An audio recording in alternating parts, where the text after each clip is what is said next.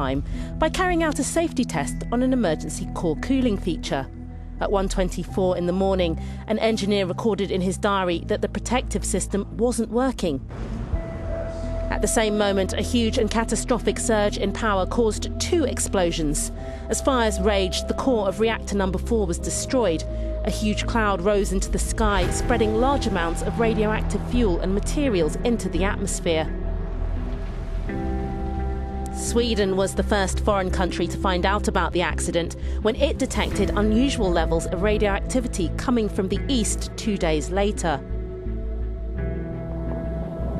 Ukrainian authorities tried to hide the disaster, which had by that time claimed only 2 lives, when one employee was killed instantly and another died in hospital several hours later.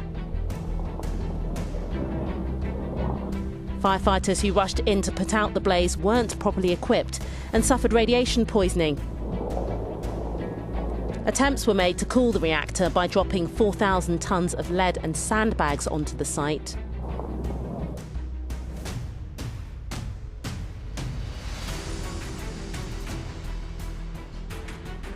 An unknown number of people are dead tonight, and over 100 people have been hospitalized after this massive explosion at a fertilizer plant in West Texas, about 35 miles north of Waco.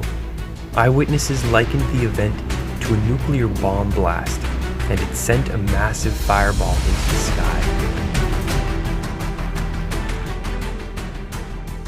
Costa Rica's Turrialba volcano erupted also last year.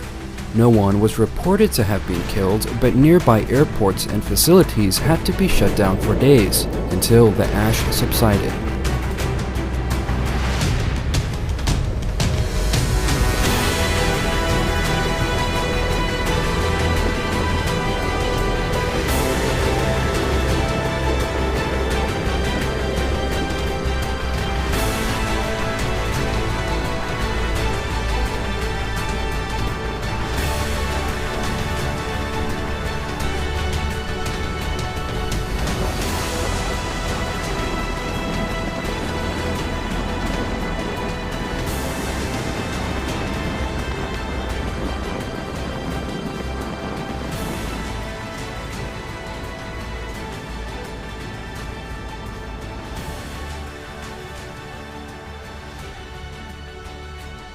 It came out of nowhere, a bright speck in the sky, soon streaking across the horizon, followed by an almost apocalyptic scene, a blinding flash of light, and then all hell broke loose.